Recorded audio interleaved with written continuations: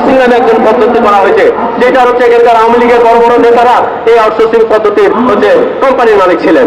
যেখানে আমাদের চাকরি পাওয়ার কথা বিনা ঘুষে সেখানে একটা চাকরি আমাদের নিতে হয়েছে 7-8 লক্ষ টাকা দিয়ে, যাদের শোষণ নিপীড়ন শেষ হয়ে গেছে, খতম হয়ে গেছে, ব্যাপারটা তা নয়।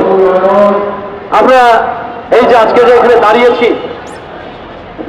দাঁড়িয়েছি, সবাই আমাদের ব্যানারটা দেখছেন যে আমরা কি দাবি তুলেছি, কিন্তু এখানে যে শুধু এই কমিউনিটি, এখানে হরিজন দলিত নামেই যে শুধু এখানে বৈষম্য শিকার হচ্ছে ব্যাপারটা তা নয়। এখানে বড় মুসলিম, বড় লোকের বড় ধনী মুসলিম এবং গরিব মুসলমানকে একখানে বর্ণবাদী চিন্তা করা হয়। এই যদি আমরা মনে করি যে শুধু হিন্দুদের ভিতর জাতপাত আছে, হ্যাঁ, হিন্দুদের ভিতর ধর্মীয় কাঠামোগত জাতপাত আছে, কিন্তু হিন্দুদের এই ভারতবর্ষে এই হিন্দুদের ছুঁয়ে নিচে বড় যে সংস্কৃতি, সেখানকার মুসলমানরা এখানে গ্রহণ করছে।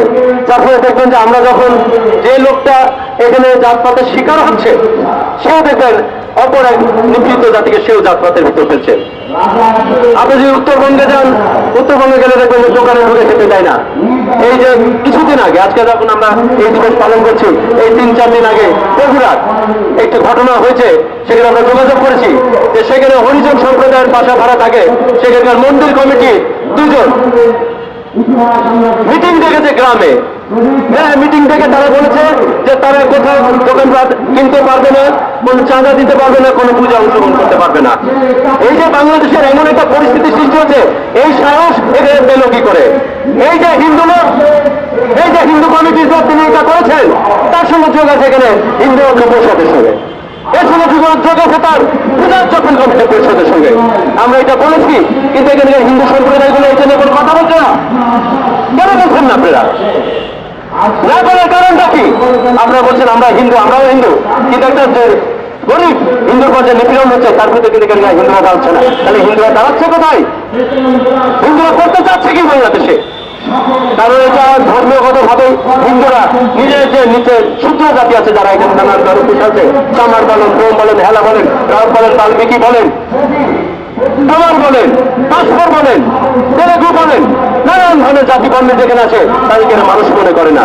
সংগ্রামী বন্ধুগণ, আমরা যখন এখানে পালন করছি, এইখানে যে এখন আমরা এই দিবস পালন করছি, তবে সারা বাংলাদেশের রাজনৈতিক অবস্থা কি, আমাদের কমিউনিটির মানুষের অবস্থা কি? আজকে মিরিঞ্জ জেলায় যে ঘটনা হয়েছে, আজকে আমাদের শিক্ষার জন্য, আমাদের চাকরির জন্য কোনো অবস্থা নাই। বিগত সরকার আওয়ামী লীগের আমলে এখানে আউটসোর্সিং নামে একজন পদ্ধতি করা হয়েছে, যেটা হচ্ছে এখানকার আওয়ামী লীগের বড় বড় নেতারা এই আউটসোর্সিং পদ্ধতির হচ্ছে কোম্পানির মালিক ছিলেন।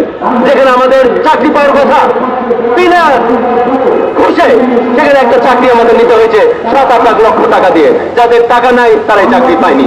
আমরা দক্ষিণে উত্তরবঙ্গে যান, আমাদের এই হরিজন সম্প্রদায়ের মানুষ চুল কাটতে পারে না। তারা তাদের নিজের গ্রাম ছেড়ে অন্য জেলায় যায়, তাদের চুল কাটতে হয়। তারা যে কলা পেকেছে, একটা কলা কিনবে, এই কলা তারা ছুঁয়ে দেখতে পারে না। যদি কোনো ক্রমে সে কলা ছুঁয়ে ফেলে, তাকে বড় কলার ছড়ি কিনতে হয়। এই হচ্ছে বাংলাদেশ। এখানে মুক্তিযোদ্ধার চেতনার কথা বলেন। আমরা বলতে চাই যে এখানে ইংলিশ সরকার আছে, তারা যে নতুন সরকার করবেন, নতুন রাষ্ট্র করতে চান, আপনি এদের দিকে নজর দিন। এই জনজাতির প্রতি আপনি নজর দিন। এই যে শত শত বছর ধরে এখানে টিকে থাকে জাত বর্ণ, তাদের যে এখন শিকড় এখানে গেড়ে আছে, এইটা উচ্ছেদে কে হবে? কারা উচ্ছেদ করে?